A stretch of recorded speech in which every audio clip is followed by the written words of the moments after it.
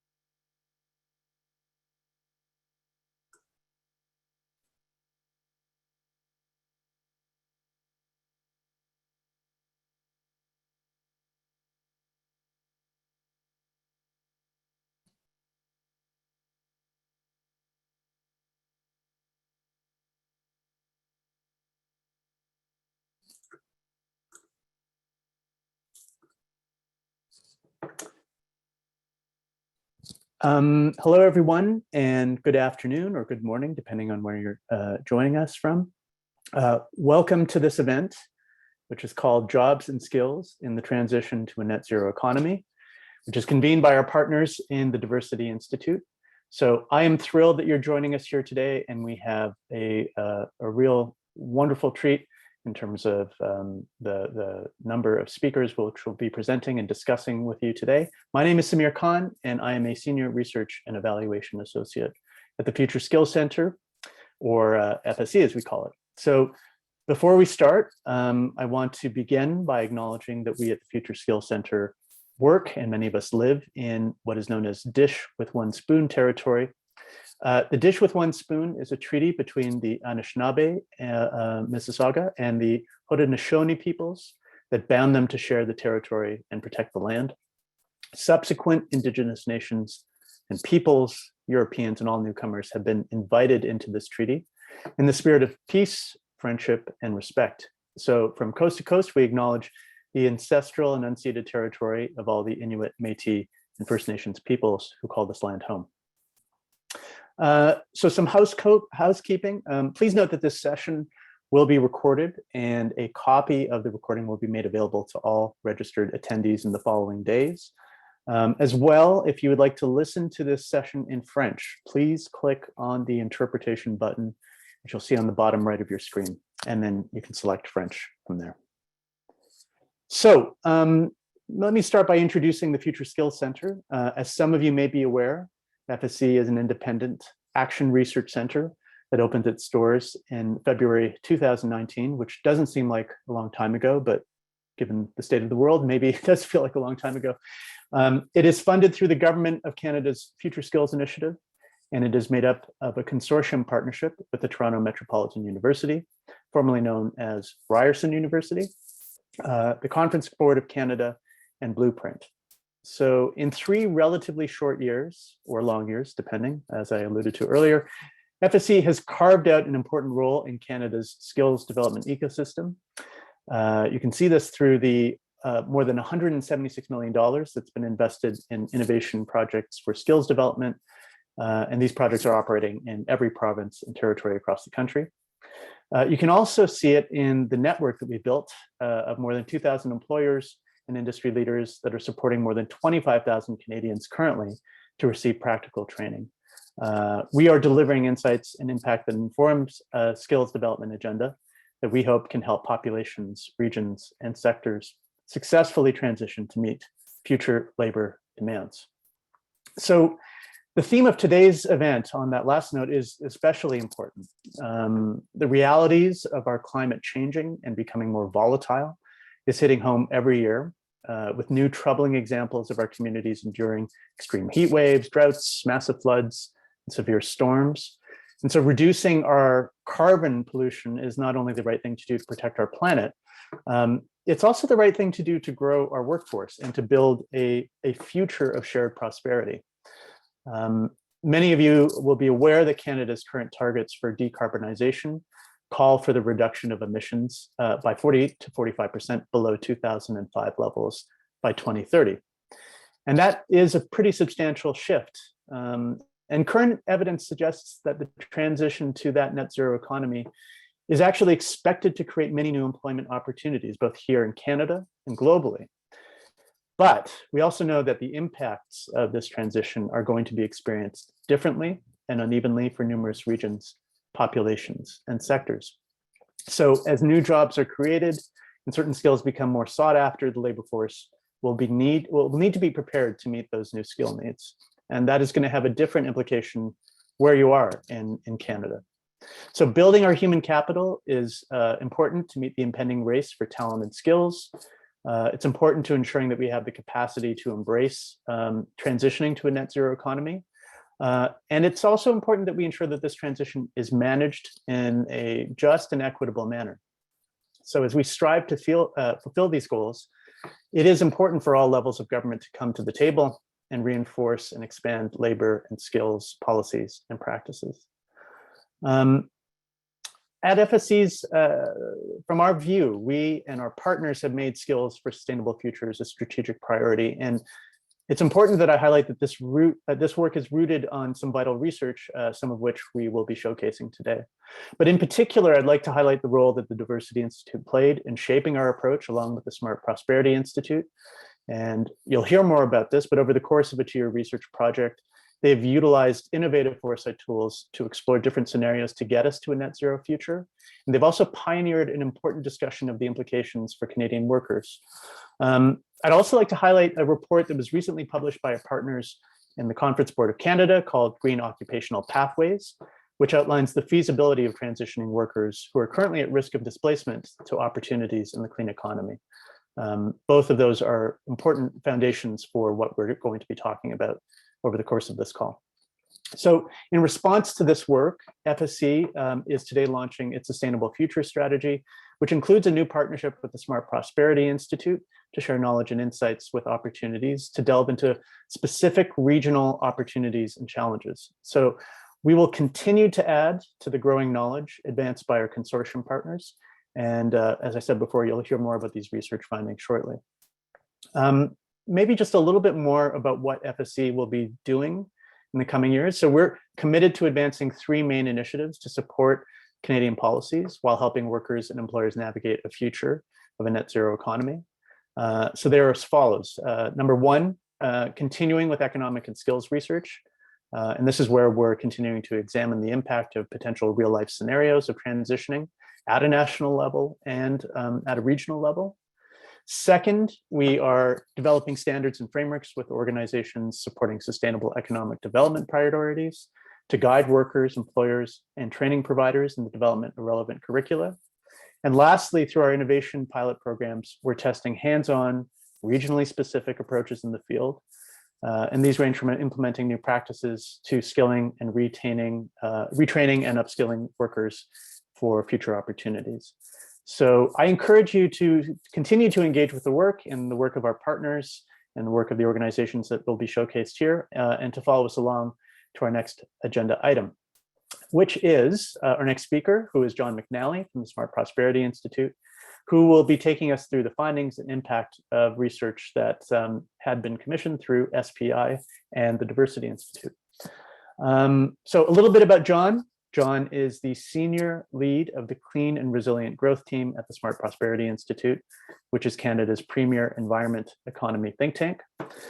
John works with a research team that is focused on writing, researching, and analyzing growth-friendly policies that drive decarbonization, support greater inclusivity, improve well-being, and identify new areas of competitive advantage for Canada's economy in a digitized net zero emissions world.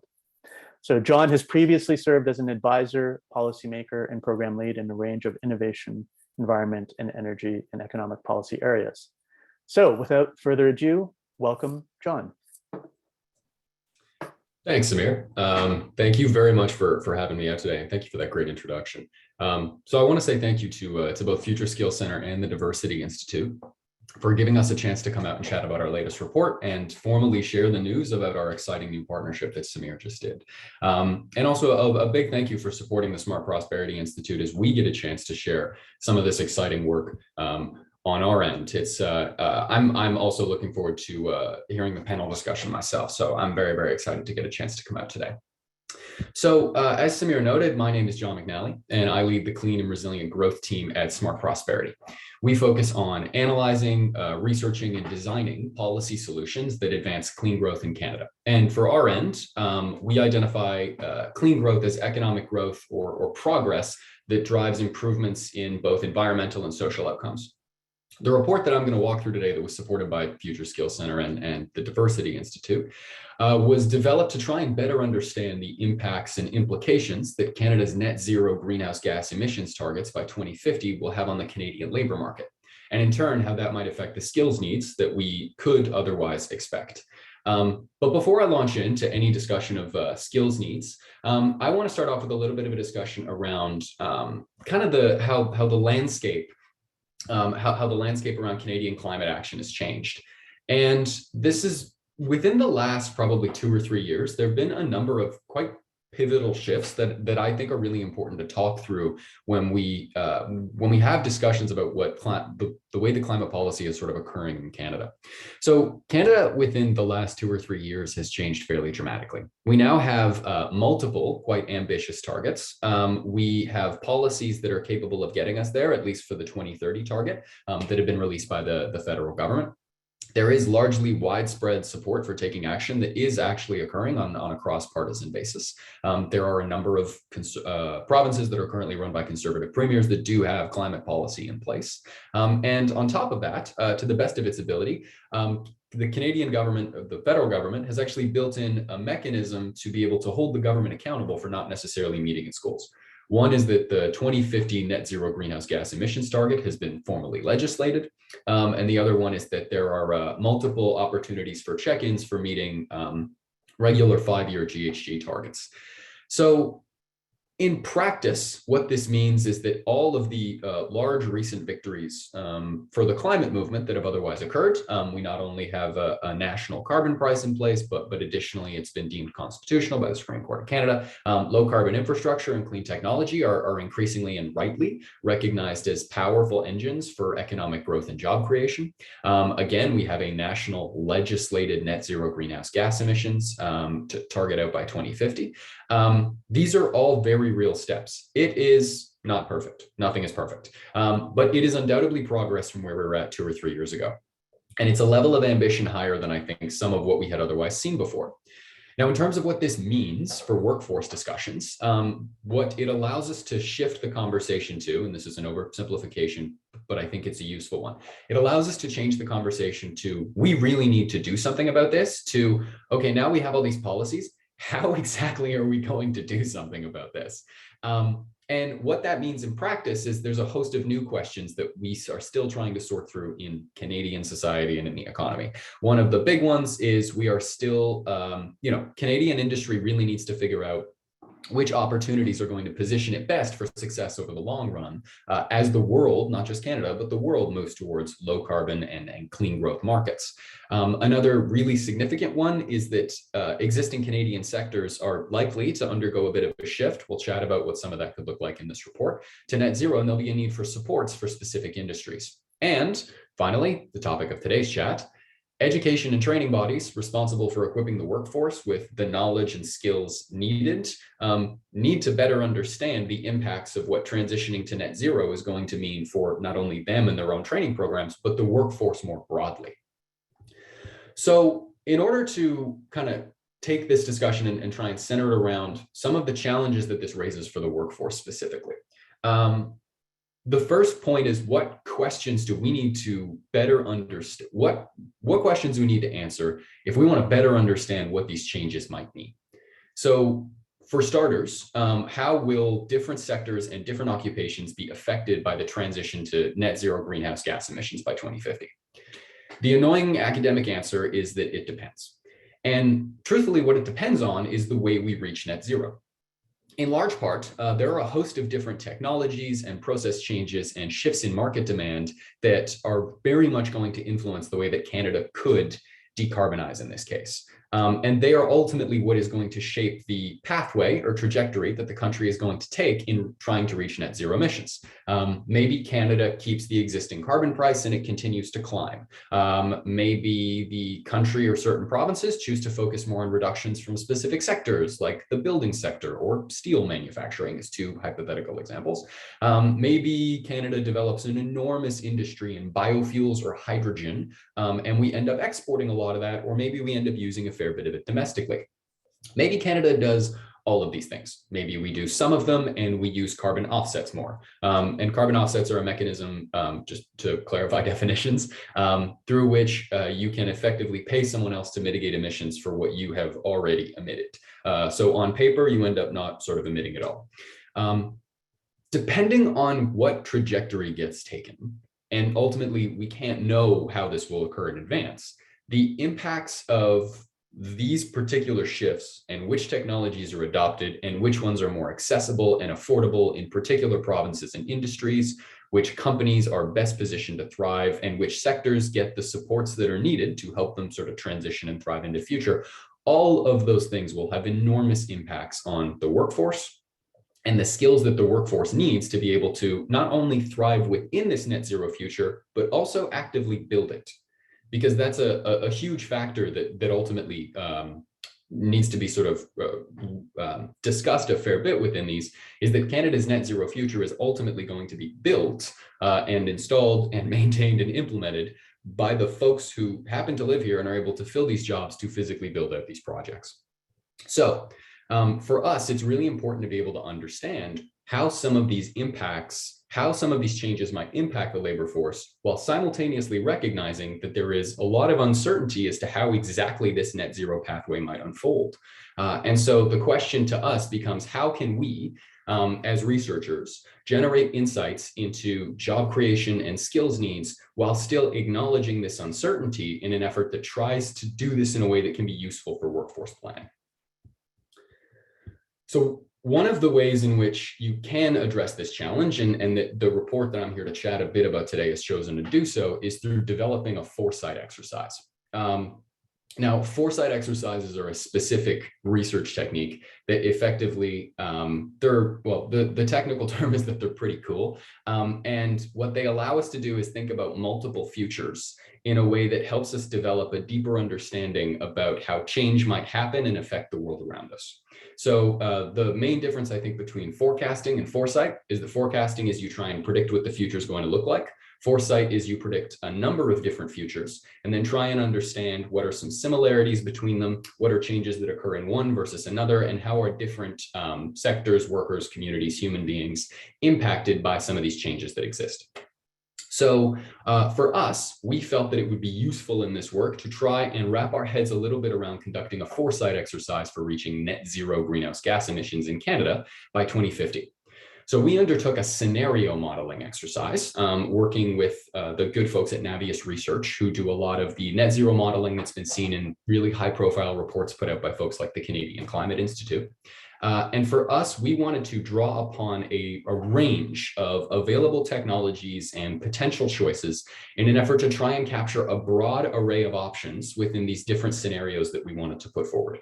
In our eyes, the objective of this exercise was not to create detailed predictive scenarios of this is exactly what the future will entail, but rather to stress between these scenarios, these are some of the options that Canada has in order to reduce its emissions. And from the range of potential futures that are captured within these three, what are common changes that seem to be occurring across all of them? And how can that inform the way we think about resilient workforce planning? Ultimately, if we identify that there are some changes that seem to be quite common across a number of different and ultimately a range of net zero futures, then it's useful to think about embedding those skills into the way we want to prepare the workforce to ultimately build a lot of the low carbon projects we have in the future. So one sort of key finding that I think is important to note is that in our work that focused on modeling different scenarios, the way that we aim to represent findings in this report is by trying to then take averages of the changes that are occurring across the different scenarios and saying, okay, well, what seems to be prominent across different versions of the future that are occurring? And again, what that comes back to is, in our eyes, the importance of resilient workforce planning and really trying to ensure that we can identify the main changes that seem to be the ones that will affect the labor force most. Are there certain sectors that are set to grow across all different scenarios? And that in turn sort of helps a lot with the way we want to think about planning. So here are the three scenarios, super brief, that this report models. And one thing that I want to stress is that the report, which I know has been shared in the chat, overviews all of this in far greater detail than I will go into today, although I'm happy to show the slides on when this is done as well. And ultimately, like I noted, we're trying to capture sort of three different illustrative, archetypal versions of the future that could exist here. And I'll repeat the point that none of these is meant to be predictive. It's not necessarily exactly what we think is going to happen, but we felt that these were three good models for trying to capture some of the different option sets that existed for Canada. So the first is a scenario we call electrons, and it represents a future where we primarily reduce emissions through electrification, which we represented within some of the modeling pieces as having lower costs for a lot of technologies that aim to, bolster transmission lines and electrify end-use vehicles. And in turn, having some higher relative costs for solutions that may not, for solutions like carbon capture and storage, which aren't as reliant on electrification of sort of end-use demand. The second scenario is one we call resources. And resources differs again from electrons in the sense that in this case, we aim to think about, okay, well, what if the end-use demand electricity sources, again, things like electric vehicles, are ultimately more expensive in the future, and we do have to rely more on carbon capture and storage to meet our targets. And between these two, as you can see, we aim to try and model how these different futures might play out for the way that different provinces would be affected as well. And I'll unpack some of that in this presentation. And the final scenario is one we called blended, which was a little bit of a grab bag of let's assume different technology costs for everything, and that we sort of end up using a little bit of everything in order to reduce emissions, including a much higher reliance on carbon offsets that exists in the other scenarios, which is part of the reason why, as you can see, in scenario 1 and scenario 2, we assume a 100% sort of zero emissions reduction by 2050, and in scenario 3, we do not. And the reason for that is because our assumption within the modeling is that these other percentages get offset through the modeling, get offset through other means rather, which allows us to try and capture how this in turn might influence or impact the labor market and requisite skills needs. And like I stressed, the analysis in this report really does aim to present an average of results between these three to try and identify what is common across different scenarios, which we felt was a really useful way of trying to come up with sort of resilient workforce planning solutions. So starting to get into results, there are sort of at the couple big headline results that I think are important to stress right up front. One is that across all the scenarios that are modeled in this report, we identified that the largest job gains out to 2050 occur in manufacturing, construction, and transportation. These are largely areas where we expect a lot of activity as a result of a number of different climate policies and lower cost technologies that are developed. Construction jobs often occur in things like building retrofit solutions. Manufacturing jobs often occur in building and manufacturing a host of different clean technologies that we expect to be used not only domestically, but globally, because again, Canada's primarily an export market. Canada's primarily an export economy.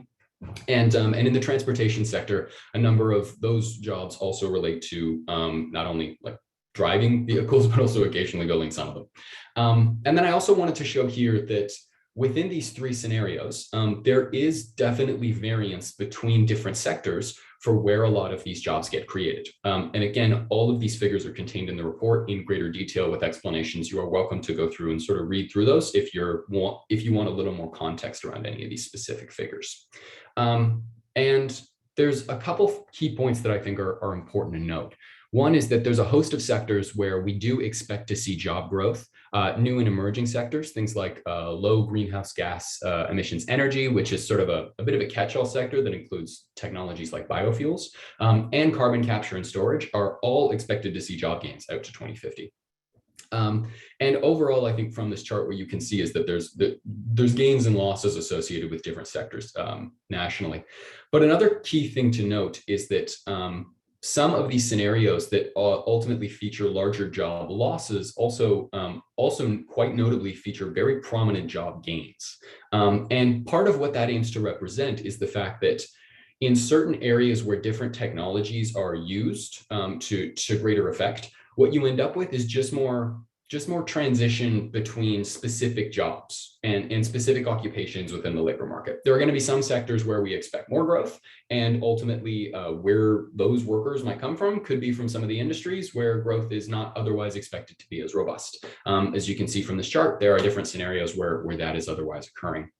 And the third key takeaway that I want to stress, this may seem like a little bit of a kind of an intuitive or like duh fact, but if you can see the specific technologies that we use, the more that we rely on them for any given chunk of our decarbonization, the more jobs that we create in those sectors. For the resources scenario, I talk about how it's ultimately greater reliance on things like carbon capture and storage. Well, the more that we rely on carbon capture and storage, the more jobs get created in carbon capture. But correspondingly, the less jobs that get created from other areas or other sectors or other technologies, because simply put, we are relying on them less for decarbonization or to reduce our own emissions.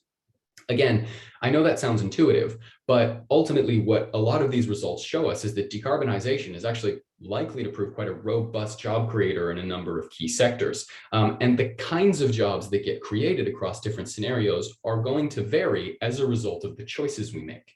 And in large part, those choices have to do with where we decide to spend to reduce emissions, but simultaneously where the market, we in this case, not necessarily being the government, it's representative of Canadians, the market, and also the government in this case. Another insight that I want to unpack a little bit is that these jobs will also differ provincially a fair bit. So I showed some national level results here. And we unpacked sort of 4 key provinces in the report.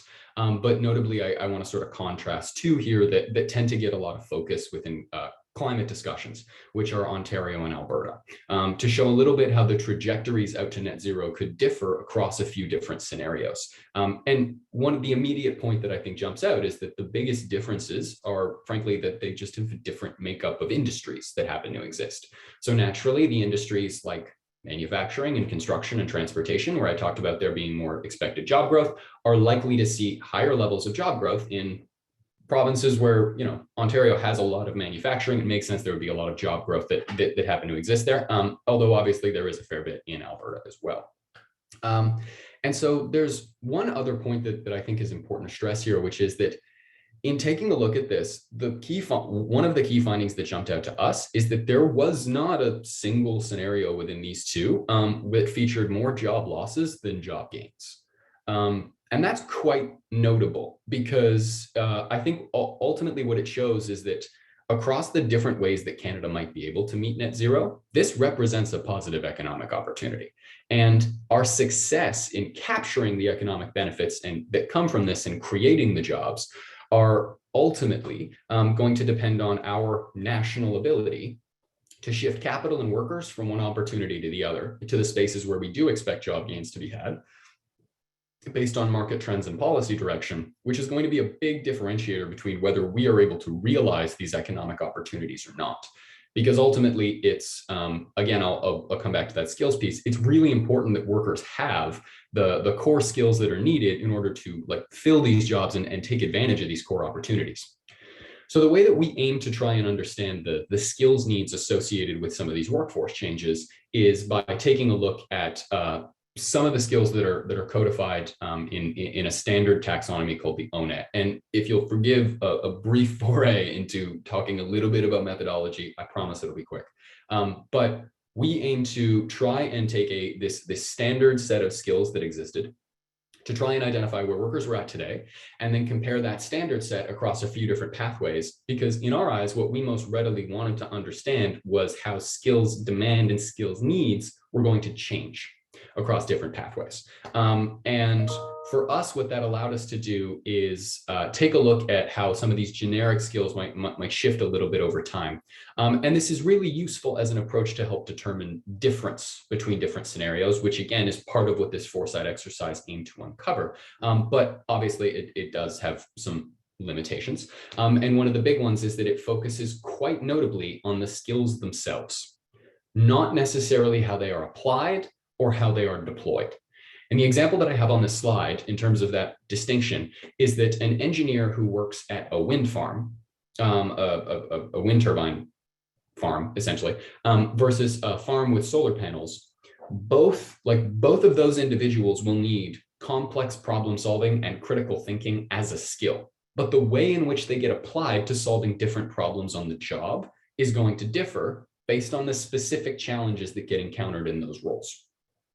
For us, what mattered was, again, trying to understand what level of workforce planning is needed, or perhaps more accurately would be most useful, to really try and dive into what sorts of skills were going to be in demand, so that we could then think a little bit more around some more detail around their application could be really useful for diving into some of the nuances here. So now I'm going to walk through a few key findings from the skills analysis component of this work. And one is that we identify that the top 5 most common important skills for the workforce of the future are critical thinking, monitoring, coordination, judgment and decision-making, and complex problem solving. Now, what may surprise some of you is that none of these are technical skills. And there's a reason for this, which is in part, again, the way that we thought about the research, which is that we talked about, I mentioned earlier, the results aim to be averages of how changes are going to occur across futures and across sectors.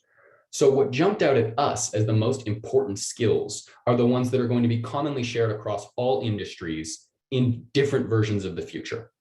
It's not to say that technical skills are not going to be important in the future, but the importance of a given technical skill is going to differ based on the occupation and the particular version of the future that happens to unfold. Whereas what we found is that a lot of these non-technical skills really stand out as being important regardless of the occupations that they're in and the futures that they happen to be in. And quite notably, it's the combination of the two that actually proves to be the big difference maker for forming what the literature has taken to calling green literacy, which is this particular combination of technical and non-technical skills that workers in these different areas need to deliver effective low carbon infrastructure solutions. And that's actually quite important to stress, because it's really important that workers have the technical skill sets to be able to build and advance projects. But on top of that, a lot of the low carbon or clean technology opportunities that exist are new. These are just new ideas. These are new processes. Even if they were invented some time ago, this may be the first time they're being applied in this way, in this context, in this region. And workers need to be able to creatively problem solve and think critically on the job if they want to be able to install these opportunities, on top of having all the technical skills needed to be able to develop these projects in the first place. So that was a really key finding for us, was like the importance of being able to pair all of these really critical non-technical skills with a host of the technical ones that we know are going to be more important in a given occupation. And then one other key finding, a couple other key findings that I think are important to stress. Skills needs will differ provincially, which we can tie back to those changes in job outcomes that I brought up on previous slides. In large part, it's a result of the fact that industries are going to change over time, and the makeup of these specific industries will evolve based on the specific, based on what the market is demanding and what these companies are otherwise building. So the skills that workers need in any of these areas will depend on which sectors happen to grow more and which ones happen to maintain their existing processes and perhaps do experience some decline through some of the modeling that we've seen. Ultimately, as industries change, and what they make as changes is going to have an enormous impact. And it's up to each province and region to wrap its head around what exactly these changes might entail for their specific workforce and industry, because this is ultimately quite a difficult exercise to do nationally. Because this is such a regional challenge because skills ecosystems, the education and training bodies that exist, are often provincial or regional in nature. Industries tend to be regionally concentrated. There is a lot of merit to applying a deeper place-based, regionally focused approach to unpacking some of the specific challenges that exist in a given industry. And ultimately, what our research showed is that there are the needs will differ fairly substantively. So the need to kind of take that deeper dive is quite an important one. And then finally, the final kind of key finding I wanted to mention is that there are a host of sectors that are set to lose jobs, as I showed in the results, but also that are very, very notably set to gain them. And what we identified is that those two sectors actually have relatively common skills needs. Many of the skills that are going to be in demand within this net zero future are not like entirely new skills. They're rather a recycling of a host of existing skills that are around today that can be applied to new net zero opportunities and technologies to help sort of advance projects that exist. And that is, again, that's not an entirely novel finding, but to unpack it a little bit, if you're a mechanic, if you're an auto mechanic who has a host of skills that are applied to internal combustion engine vehicles, well, there's some retraining programs that you can take to effectively get more up to speed on a specific electric vehicle. But ultimately, a lot of the job of being a mechanic doesn't otherwise change all that much. A lot of the skills that will otherwise be needed to work on these clean technologies will remain somewhat similar. What's going to change is the kinds of problems that they're applied to help solve.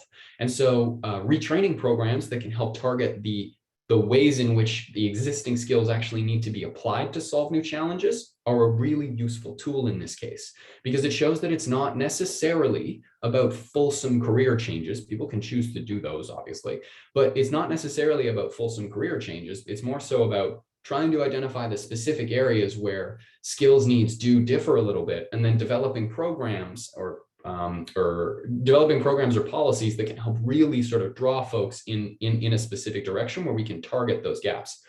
But again, the point that I'll make is that we know that these are going to differ provincially. So it's really important that those challenges be based on some of the specific, the specific makeup of changes that we see a given province or region is likely to experience. So just to wrap up, what I want to, I have sort of a number of recommendations here for policies and practices that we included in our report that we felt would be really useful to help support this workforce of the future. And on top of that, I'm happy to answer any questions that folks have. But you are also welcome. We have a lot more detail on these that exist in the report, the report itself. But some of these recommendations that I can sort of quickly run through before wrapping up and then throwing the mic back to the other folks.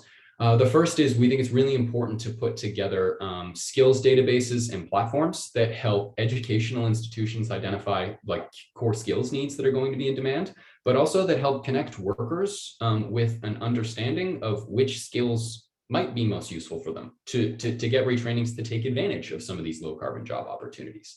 And identifying those skills gaps for individual workers is actually quite important, because a lot of the time, if you happen to be the mechanic in the previously used example, if you're operating a new technology, it may not always be clear how much of your existing skill set remains relevant. And so having a body or a group or a platform where you can help identify those gaps is quite important. On top of that, we chatted a bit around designing reskilling and upskilling programs that help respond to changing demographics, with a big focus on having a number of those actually be provincially focused or regionally focused in nature to help ensure that they can tap into the existing skills ecosystem. Additionally, not only developing sort of the horizontal and vertical partnerships across the skills ecosystems, just to ensure that everyone's on the same page, because ultimately it's really important. It's really important to ensure that different levels of government and different bodies, different groups are aligned with their messaging on this if workers do want to be supported. But then there's also a huge importance in ensuring that training programs emphasize the importance of a lot of the skills that we have identified are most important across these futures, which are social and cognitive skills. The host of ones I mentioned that are absolutely critical towards advancing decarbonization in Canada. So thank you again for having me out. I'm happy to answer any additional questions that folks have. And yeah, I really appreciate getting the chance to share.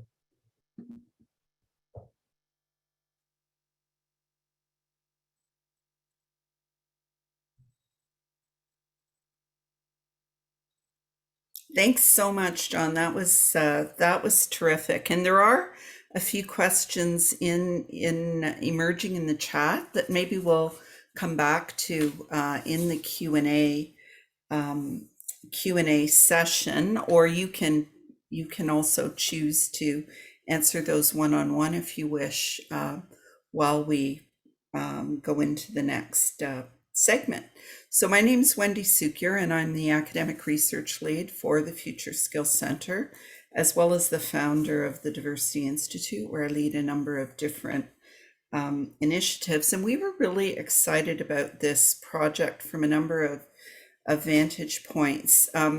One is making sure, frankly, that we don't repeat errors from the past when it comes either to projecting labor market information, thinking about innovation and change, or excluding large segments of the population because of the way in which we have thought about the move to the net zero economy. And so, some of the things, and I'd really encourage you to look at the paper, not just for its findings, although those are really fascinating, not just for the glimpse it gives you at regional differences and sectoral differences, because I think one of the big contributions is to recognize that we're not just talking about changes to the energy sector, we're talking about transformation of virtually every sector of the economy, but also because of the technique of using foresight. And this was something that we've at the Diversity Institute been involved with for decades through work on projecting the trajectory of information technologies.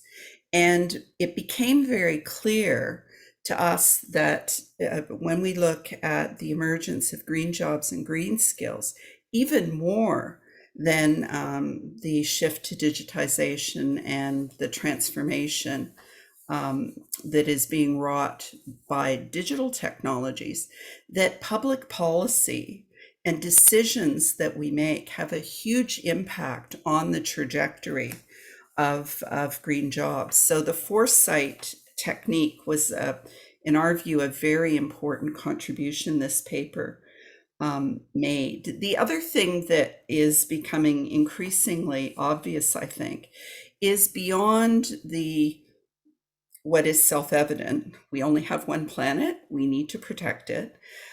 Increasingly, organizations, large and small, are starting to understand what I would call the business case for sustainability. And it's not always the things that you think. Certainly, we'll hear more about, for example, how manufacturing is being transformed, how choices that are being made can have an impact on efficiency and effectiveness and innovation and so on. But we have 1 million unfilled jobs in Canada. We are shifting to an environment where, as the boomers like me retire or die, hope to do the first before the second, there is real competition for talent.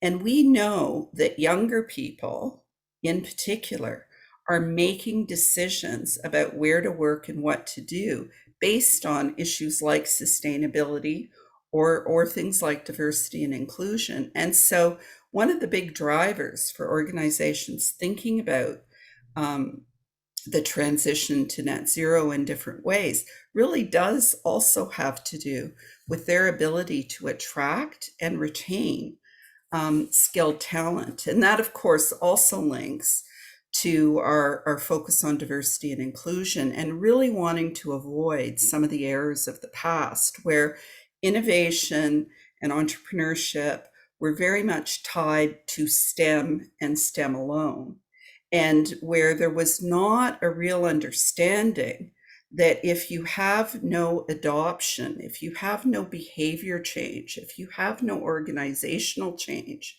you have no innovation. And the example I like to use is if we think about the vaccination, great invention, not an innovation until it's in our arm. And I see the same thing when it comes to green technology, new processes, and approaches. If people don't use them, it doesn't matter that the scientists and the engineers have built new techniques. And so really focusing a lot of attention on that systems approach to driving change and the skills that are needed. And I love many of the comments John made about transferable skills. The skills that are needed to actually drive change in organizations, to drive change from a policy and program perspective, and frankly, to drive change with consumer behavior, very different set of skills than those associated with making technology. So for us, that became critically important as well. And finally, if we start to broaden our understanding of what green jobs are, and therefore what green skills are, we also suddenly create space for more diverse people, for more women, for more Indigenous peoples, for more people who tend to be underrepresented in the dominant disciplines associated with science, technology, engineering, and math. And we're going to hear about some of those opportunities from an entrepreneurship perspective as well. So without further ado, I want to shift quickly to our panel. And I'm thrilled to be joined today by Connie Stacey, who is the founder and president of Growing Greener Innovations, and she hails from the West. JP Giroux, who is the president of Excellence in Manufacturing Consortium and is driving change through that entire sector. And Claudine Vidalo, who is vice president of projects with Eco Canada and has spent a lot of time thinking about the implications of this shift to net zero. So welcome everyone, and really appreciate you taking the time to join us today.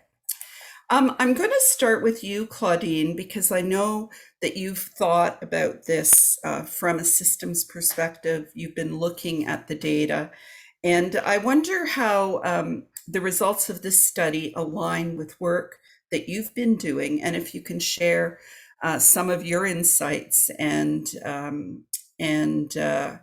ideas about what we should be doing when we think about jobs and skills. Great. Thank you, Wendy, and hello, everyone. And Wendy, that's an excellent question to kick off the panel discussion. Let me begin by providing our organization's definition of the environmental workforce. So from our perspective, the green and perhaps the blue-green workforce is broad and includes workers across various industries and occupations that either drive or support the goals of environmental protection, resource management, and sustainability. Our definition and research include core workers who, regardless of industry they belong in, require environmental specific knowledge and skills in their roles. But our definition also includes those employed within the environmental goods and service providers, such as those in clean tech and other types of groups, waste management, and they could be employed in many occupations or different occupations from STEM related to trade, service occupations, and operator roles.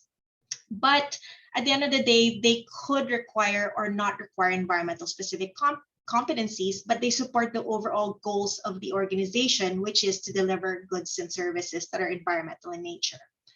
So from that perspective, we did some labor market forecasting and found that while Canada's labor market shrank in 2020 due to the pandemic and other reasons, the environmental sector actually added jobs during that period. And going forward, job recovery and anticipated wave of demographic shifts like retirements, as well as environmental commitments that are growing stronger and stronger every year, will result in 173,000 net environmental job openings by 2025. That's really a big number to begin with. And we found that opportunities will actually exist in every region, sector, job roles But the top ones will be actually, not surprisingly from a regional perspective, Ontario, Alberta, BC, and Quebec, given the large demographic number that we're seeing there in industries that are really strong in those areas. Within the sector's scope, we're seeing growth in environmental and engineering services, but also manufacturing construction, which aligns very well with the study you guys published. Sustainability, natural resource management, and energy roles will also be growing higher than the other areas of environmental specializations. From an occupations perspective, this is where it's interesting. It's a mixed bag of STEM roles, but also those in management roles, business, sales, and trades. Pretty much all job functions will see growth due to the growing environmental work that's ahead of us. I want to just focus a little bit on the occupational needs because that really warrants a deeper discussion.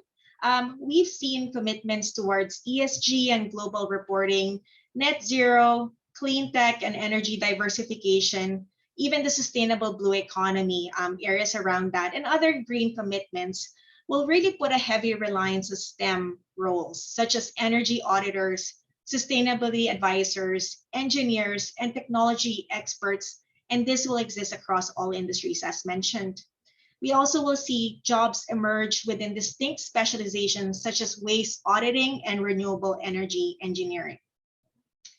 The reality, however, and this is really important to us, clean growth is best accomplished when traditional sectors and workers adopt clean technologies and other green solutions.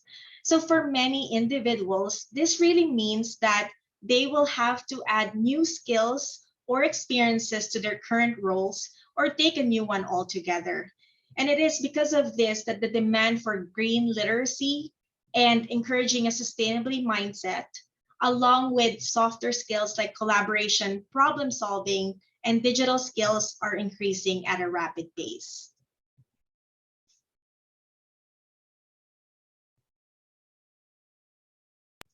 Thanks so much. And that's a perfect segue to you, JP, to talk about, and I know that Excellence in Manufacturing the consortium has been thinking about this in a very serious way. I wonder if you can talk a little bit about what you're seeing in terms of the transformation of existing businesses and where those opportunities are and what some of the implications are for skills across the value chain. Absolutely. Thank you, Wendy, and congratulations on this initiative. That's it's very timely, and I'll pick up on Claudine comments about a green mindset, and as well as the balance between what we say saving the planet and maintaining and sustaining good business, good green business that are making an impact in our community. A good example is touching on the supply chain. And we all know how it is critical these days with the delays that we're seeing. But the response from our manufacturers were tremendous, great during the pandemic, where there was really a consideration between striking the balance between raw material, shipping raw material across the globe, as well as looking at our overall carbon footprint, like particularly in regards to the transportation and the fleet costs and the logistics. That is great news. That is great news. This is a change, a mindset that is being introduced that we're seeing more and more. And some of the example that we're seeing, we've been, like you mentioned, we've been involved in the green file or the energy file for more than 20 years, 15 years with a consortium, a buying group, as well as manufacturers exchanging intelligence and best practices. And first, 15, 20 years ago, we would see a company coming in solely for cost reduction. And that was the main driver. That was the business driver. Now what we're seeing is companies coming in with the thinking of achieving zero impact, like zero waste, like applying recycling methodology, reusing material, shooting for zero waste when it comes to water. And this shift is very is welcoming all across, and a lot of good practices with small and medium size. And I have to press on that point, because there's not only large size manufacturers, but small and medium sized companies that are making very progressive progress. Now, specifically on job and skills, what we have learned is really to start, and it's a good practice to start and to look at people, process, and plant. And I'll focus on people and the readiness of your staff. And here I'm talking from the general labor, the machine operator, all the way up to the CEO level.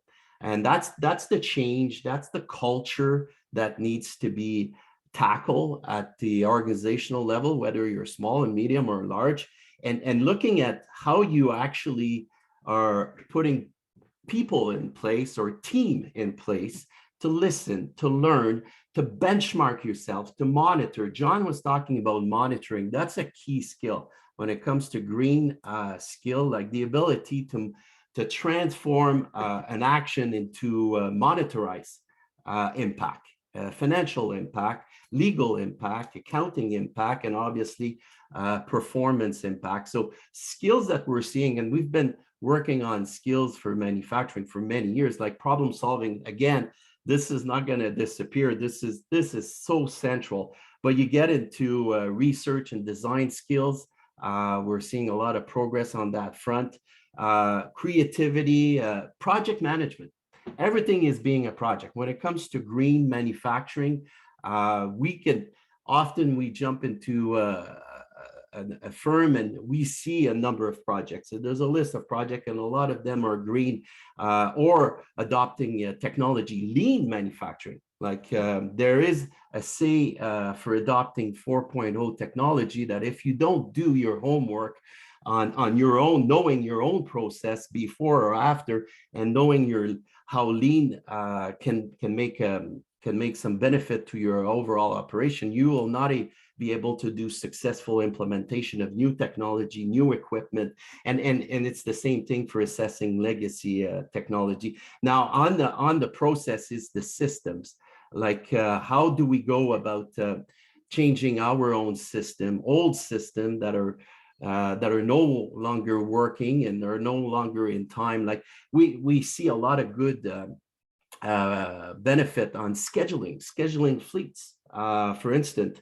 How you can become effective using recycling products, obviously. And the last one, and I'll turn it back to you, Wendy, it's the plant. It's the overall building, like how important it is to maintain your building, to upgrade your building to the standards. And here I can talk about, the HVAC, the intelligent wrapping, everything related to intelligent lighting, solar panels. Like you see small and medium-sized company like adopting solar panel on their roof, which is a great example of how you can be progressive in this file.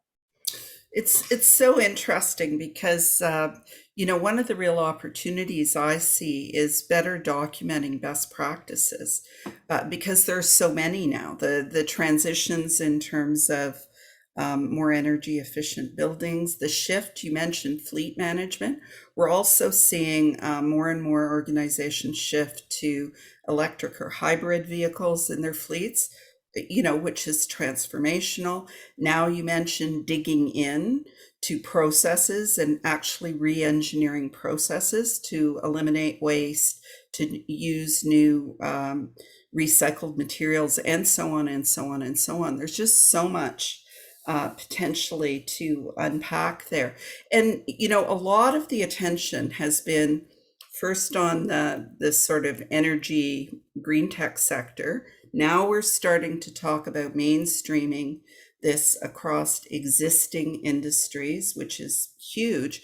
But I want to turn now to Connie, because I think the other piece that we've tended to overlook perhaps is what's going on with startups and new and new ventures that are really capitalizing on some of the opportunities. So Connie, why don't you talk a little bit about your company specifically and some of the other opportunities you see for supporting green startups and new ventures in this space? Sure. Thank you very much, Wendy. And I have to say, having listened to John, I thought the report was so insightful, and it really mirrored a lot of what I have experienced in industry specifically. And a lot of that really, for me in particular, came back to this idea of critical thinking and problem solving being really, truly key skills. We're a battery manufacturing company, and obviously we have very highly technical staff. But those staff, first and foremost, have to have those critical thinking skills. And I have found what I've seen in other startups is that is very, very much a common factor. Some of the most interesting startups I've actually seen in the space of green tech have really come from, first off, people who are not your incumbents, if you will. So often the diverse groups who approach things with, let's say, fresh eyes, people who often weren't at the table, like women, Indigenous, people of color, et cetera, are coming with ideas that the incumbents haven't necessarily thought of, because after all, you've been doing this for a long time. So some of the most interesting things have come, like CEO, for those who don't know, a tremendous group of entrepreneurs who are taking on the world's to-do list. And among them are some really cool tech like Rainstick, which completely changes how much water is used and consumed in things like showers. It seems small, but is really a huge effect.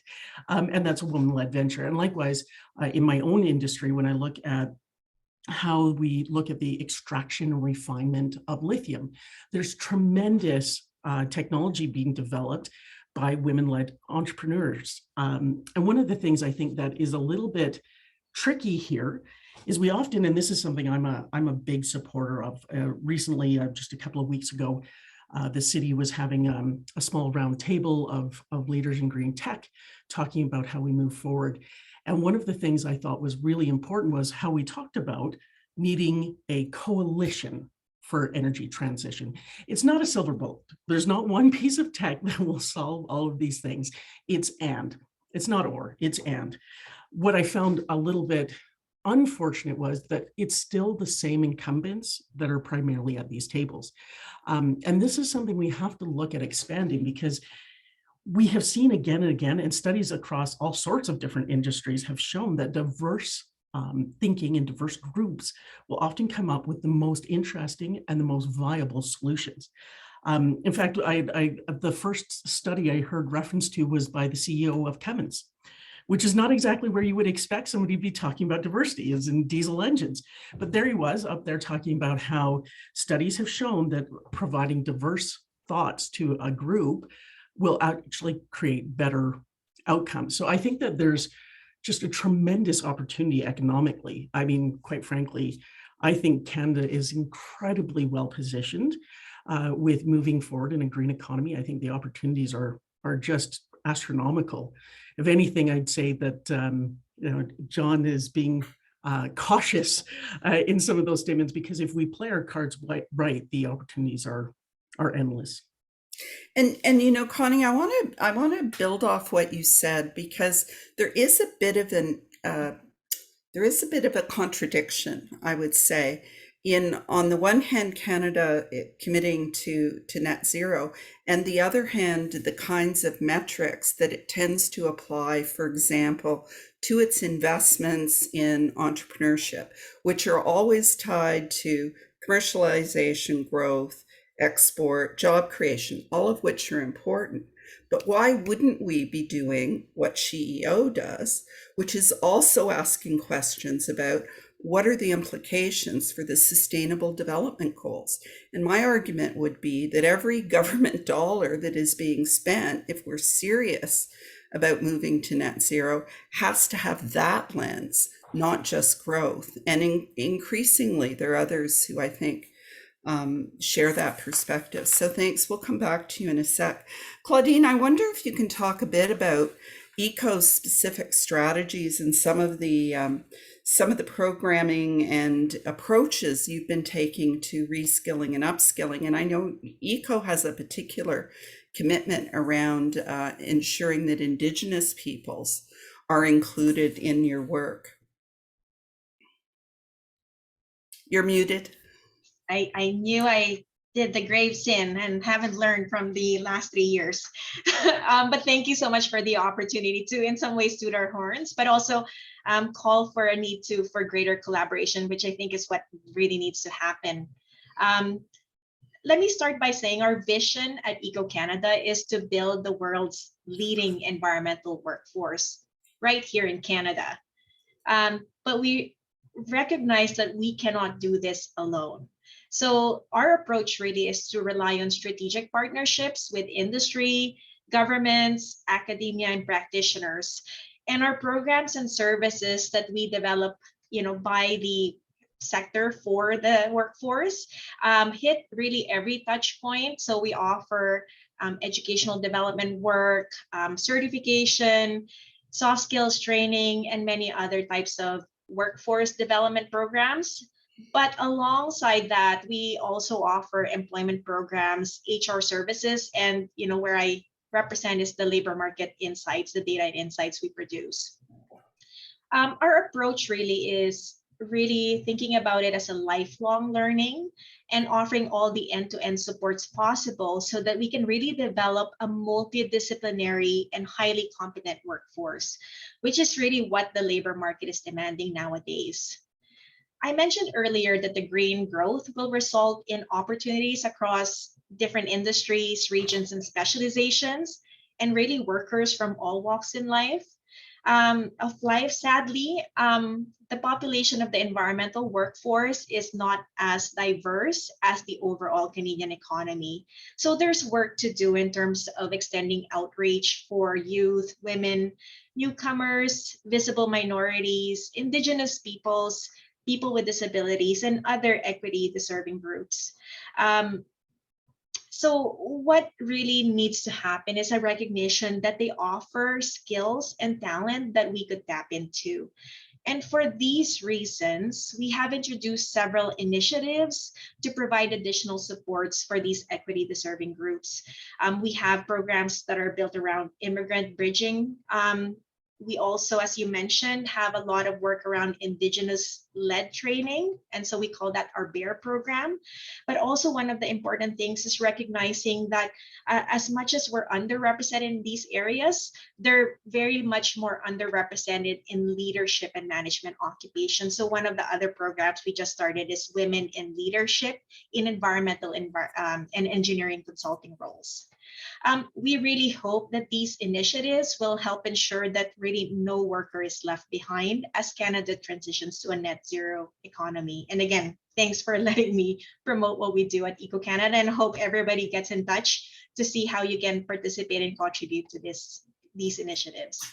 No, I think it's really important. I mean, I've been working on women in engineering and computer science for 30 years plus. And I'm an abject failure. There are fewer women in computer science and only marginally more in engineering today than there were 30 years ago. We have to continue to push. We know at universities, women tend to gravitate towards things like biomedical engineering and environmental engineering because they see the impacts. But we also have to break that stranglehold that people often associate work in this area with technical skills, and recognize there are many pathways that people can take. You can run a green tech company without being an engineer. So I think there's lots of work to be done to address some of those systemic barriers and stereotypes as well. So thanks for that. And JP, can you talk a bit about, because I know in manufacturing, you're really committed to addressing issues around equity, diversity, and inclusion as well, and you're facing challenges in some ways on both fronts. So what are some of the things you're seeing that may help open doors for people who have otherwise been underrepresented in your sector? We're facing, Wendy, as you know, huge labor shortages, desperation to find people. Our capacity, like our own capacity as a sector, is sitting at a little lower than 80%. So our ability, it's we get the cells. Our ability to get the cells out is lagging and being a huge issue for our own competitiveness as a sector. So the good news is we don't need necessarily have to preach on this. The companies are realizing, and I think it's great to hear that company embracing diversity and equity as a traditional sector, as we know, where, for instance, women are still under 30%. There's a lot to do, and there's great push on that front. EMC has been embedding in his own business plan or strategy to attract the new generation youth. It's amazing that the type of work we're doing with high school students, with graduates, with obviously post-secondary institution, to bring them back to manufacturing. Let's remember that in the 60s and the 70s, people were lining up at the door to get a job. And these are full-time jobs with full benefit and a lot of stability and a lot of career perspective as well. So a well-paying job too. So this is very much part of what we are doing today, but specifically a little bit like we've done recently with diversity and equality principle, as we are establishing standards and we have certification program. What we do is we embed these principles, diversity and equality, in our own training. So when it comes to the machine and production worker, what this mean for a production worker, what this mean for a supervisor, what this mean for a leader. And our plan when it comes to green manufacturing skills is to do the same thing, embed these principles. I don't think there might be new jobs created in manufacturing, but I think it would be more something that we will adjust. We will adjust the existing job in order to reflect these principles. It's such a good analogy. You know, for decades, we've been working on mainstreaming gender and diversity through organizations using GBA Plus and various other things. And I think there's a perfect analogy to what needs to happen with green. And those two things are actually not unrelated. But back to you, Connie, can you talk more about where you see, again, wearing the hat of an entrepreneur who's trying to build a business, where are the opportunities? What needs to happen in order to help businesses in the green space grow? Well, there's an enormous number of opportunities, but there's also a pretty hefty list of barriers as well, particularly as it comes to diversity and inclusion. So, you know, you mentioned just at the end of your comments on my previous response, talking a little bit about some of the barriers. And one of the things that I find kind of as an overall issue around startup and entrepreneurship when it comes to EDI is they add it on. It's not a fundamental requirement. It's, we want you to be the next unicorn. We want you to have this amazing business. And by the way, we also want you to be green and have EDI policies, but it's an add-on. It's not a fundamental requirement. And by contrast, the upcoming workforce, it's flipped. The people coming in, and I find this very interesting, is our staff are far more interested in what we do and why we do it than they are in that we're going to be the next unicorn, or that it's got the best long-term job opportunity. So that's a real switch from baby boomers, where it was all about stability and that pension and moving forward. But the average length of career in any one job is what, 2, maybe 3 years? That's just not our future. In terms of the opportunities, you know, if we can get over some of these hurdles, the opportunities are really, truly tremendous. I personally believe that when you consider the global situation around energy and electrification, we actually in Canada enjoy one of the most robust grids in the world. And we always kind of scoff at that. Like, I had a power outage last week. But if you're a textiles manufacturer in India, you had one this morning, and you probably had one the day before. So outages and power, especially electricity, is a huge global problem. So I know from my perspective here in Edmonton, I mean, I think I have one outage for 15 minutes 9 months ago. So it seems minor, right? But when my competition, by contrast, and I'm battery manufacturing, there's an Asian company that we did some of our original work with that we contracted. Well, this fall, because of energy crisis in that region, they were forced down to 2 days of operation per week. Now, in terms of opportunity, wow, do we have a chance here in Canada? But that means adopting the green technology and being creative problem solvers and bringing in those new ideas. So it is really a mix. We have to get over our fear of things like hardware and manufacturing. We have to start putting some emphasis on EDI and green tech. It's not an add-on. It has to be a fundamental requirement. So it is a little bit of mix. I can go on this forever, Wendy, so I'm going to shut up at this point, though, and hand it back to you. No, I could listen to you forever. Unfortunately, we don't have forever, and we have actually quite a lot of questions.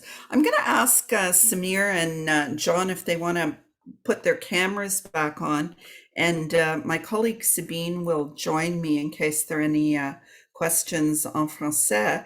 But let me just go to, and apologies to everybody, we won't get through all your questions, and I tend to be long-winded. But what we will do is take the questions, give the panelists an opportunity to respond, and when we send out our follow-up materials, we'll make sure that we do our best to respond to everybody. And I think, the first question, which actually comes back to you, John, was a comment about you noting that there are a variety of paths that might be taken. And this question really asks about the most vulnerable with the lowest wages, who really don't have the same opportunities around retraining and retooling. Any advice on how we respond to ensure that the most marginal are not excluded in this transition? It's a really good question. So within the climate space, we tend to talk about this. We tend to talk about this under the umbrella concept of a just transition. We want to ensure that folks, we want to ensure that everyone who effectively wants the opportunity to some of these jobs is in a position where they can get the training and education necessary to be able to take it. In some cases, those are going to be folks who are in existing vulnerable sectors and are interested in taking some of these green opportunities. In others, it'll be folks who are working in industries in transition. The classic example that often gets floated is someone who might have worked in a Canadian coal plant and is now potentially looking for retraining or upskilling for a different job as well. This is one of those areas where I think it's really important to remember and acknowledge that skills discussions and workforce discussions are really about human beings. And if you are asking an individual to try and you're asking an individual to take time off of work to reskill for a new job, it's important to also consider some of the social supports that might be needed in order to be able to afford taking time off work off that. So I would say it's a huge factor in some of the discussions that we have, but it's not something that I think we can look solely at the education or training bodies that exist in an ecosystem to solve on their own. Ultimately, supporting people does require people and a fair bit of work. And, it's fun. It's interesting you raised that. We've just finished a study for ESDC on wraparound supports, which include everything from wage subsidies to loaner computers to clothes to wear to an interview, and mental health supports, childcare, and so on and so on and so on. And we know that the most vulnerable really need those supports. Next question I'll try with Claudine. We know that one of the big issues is that employers tend to focus on credentials and technical skills, and we know that often presents barriers. Are there any instances you can think of sort of innovative pathways that bypass some of those traditional assumptions about what's needed to do work? It's a really great question. And I think it really depends, again, sorry to say that, well, that answer again, it really depends on the industry you're in and also the employer size and type, I think. Because what you're going to see is a lot of employers, for example, in the small and medium enterprise stage, probably requires a greater degree of that multidisciplinary skill sets where they really need that combination of knowledge, technical, but also a lot of those interpersonal and personal skills. Perhaps that's not necessarily the case for larger organizations that can have a lot more specialized roles or distinct roles within their staff. At the end of the day, I think one of the things we're seeing as a big shift that's happening today is employers are starting to question what they really need within every job. Given the tightening labor market and a lot of competition across companies within the same industry, but also competing for the same talent across various industries, everybody's now looking at their job description and saying, what do I really need for this job? And perhaps they're starting to reframe their mindset about, do I really need that gold standard that I was able to afford and get in the past? Or do I have to look at more the maybe piles and that kind of stuff and see where I can offer that the development piece, whether it is the technical stuff or the softer side of things, right? Really? So, yeah. Sorry. Go ahead, sorry. And that's really what I am saying is that the market is evolving. The labor market is always dynamic. And it's not just the workers that have to shift, it's also the employers and their behaviors. And I think that's so key. And next question, I'll put a couple of them together, maybe for JP. Who's going to be involved in the training? Can you talk a bit about partnerships, the role of post-secondary, other institutions and other intermediaries in helping to make these pathways available? It's a great point, and there's so much a call for collaboration. The days of isolating yourself and doing your little thing in your corner, as far as I'm concerned, is gone. Like we just finished a massive call LMI piece and asking on where is the status of training for employers, and we asked why they're not investing in training. And the number one thing, Wendy, was 80%. At 80%, this is very strong. This is a reality check for everybody that is in the skills development. They're saying that solutions are not addressing the needs of employers.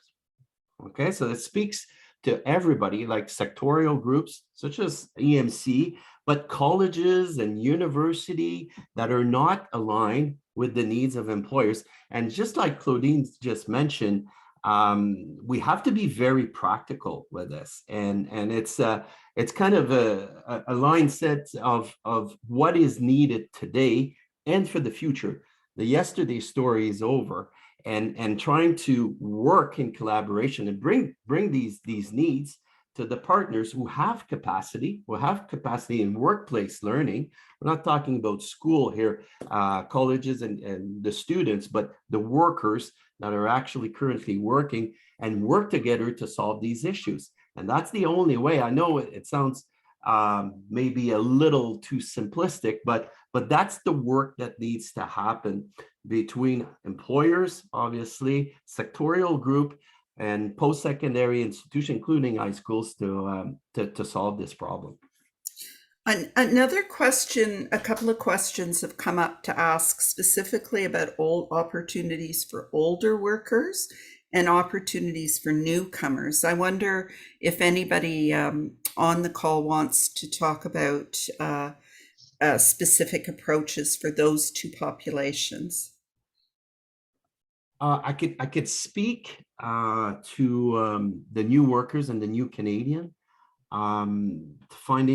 getting the supply to Canada, fast tracking. There is progressive work that's happening on pre-departure or pre-arrival when it comes to training to establish to get obviously some of the basic training already done. So our ability to welcome, whether it's temporary worker or permanent worker or foreign trained worker, is a very hot topic right now. Again, working with the government, the provincial government, who's playing a big role in that field, as well as anybody that is a support system, the support system at the community level.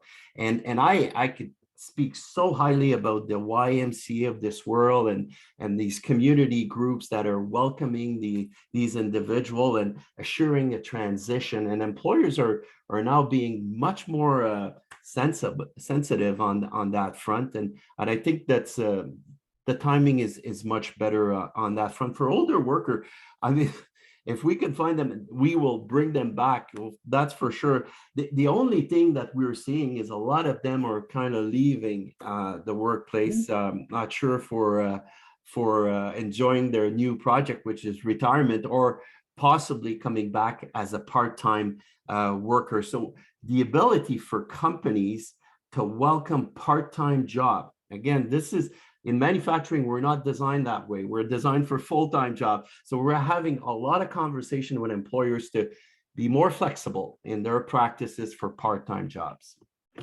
I think that, oh, sorry. go ahead. I was just going to add, I think that there's an important shift that the employers have to take on when it comes to older employees. And it was always, when I was earlier in my career, you get to the later part of your career, you don't want to switch jobs because it can be difficult to find a new one. But I think personally, that's ridiculous. I know that generally people are going to stay at a job 2 to 3 years. So what does it matter if the person is 55? They're only going to stay with me 3 years regardless. So it's okay. It doesn't change it from a younger employee. The only difference is now I've got somebody who has more experience. So I actually think that manufacturers and other employers really have to rethink our mindset around that. Who cares? Nobody's staying for 10 years. So get over this idea that they can't be too close to retirement. These are wonderful workers to be employed. As the boomer on the call, I also have to say that one of the things that we really need to think about is meeting people where they are. I'm not a digital native, right? It takes me more time to figure things out. When we're dealing with certain populations, those who've experienced intergenerational trauma, or those who've been traumatized coming to Canada or experienced discrimination, we have to recognize that we need to provide more supports for mental health, for flexibility, and so on. So, I think whenever we have these panels, I always feel like we should have booked more time. I want to give each of you like 30 seconds to add anything that you didn't have a chance to contribute, starting with you, Connie. Make me go first, hey? Yeah. Okay, well, you know what? I think that John, what really hit me with his report is that there is so much opportunity. We shouldn't be talking about job loss. We should be talking about jobs gained. Because when I look at the industry, I can't hire fast enough.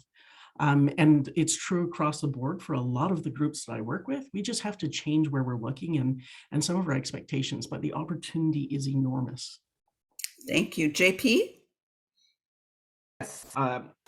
All I can say is the last 2 years proved the manufacturing stepped up. We're changing the image.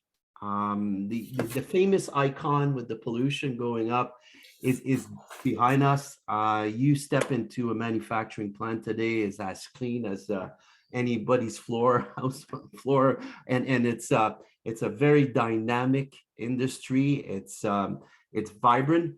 And it's international as well, and lots of opportunities. So I think green is a perfect opportunity for us, to bring the industry to another level, and I could see the future being very bright on that front. Claudine. Thanks so much. I want to say, great job pulling this event together. And I think more of these, as someone had mentioned, needs to be done, but also more around concrete actioning of the solutions and the suggestions that have been mentioned. I do want to say, I think I'm also grateful in some degree to the pandemic that's happened, because it's taught us to do things differently also. And so one of the things that we've seen a shift in is, now we can look at global talent, or at least Canada-wide talent, when it comes to tapping into the workforce. And the remote working is giving us the opportunity to not just look at the local labor pool as we've done before. And so this is something that I think we need to encourage employers to really think about, and also look at more creative sources of supply, which includes those equity deserving groups. So again, more needs to be done still, but at least progress has been made. And government needs to be more adaptive in terms of its immigration policy. John, anything you would like to add? I think you might have stolen a theme of my last point there, Wendy, which is that I think to me, the biggest differentiator between whether these opportunities get seized or not is how creative we want to be to help solve these problems. Every single example from panelists that was cited involved having to sit down and rethink the way we make decisions and processes. And I know on our end, we were excited because this was a new way to think about the problem. But I do think that that's probably the big key takeaway for me, is that if we meaningfully want to solve this, it requires us to get creative for not just how we think about these problems, but also how we solve them. And that involves everyone rethinking their core assumptions, including government policymakers. And that's a great note to end on. I want to thank everybody for participating, and we are committed to following up. I apologize we didn't get through all the questions, but we will send the presentation, the paper, and answers to your questions. So thank you for joining us today. And Sabine, Connie, you were closest to estimating the number, but Sabine didn't go over, so she wins. The Price is Right. Thank you very much, all. Thank you. Thank you all.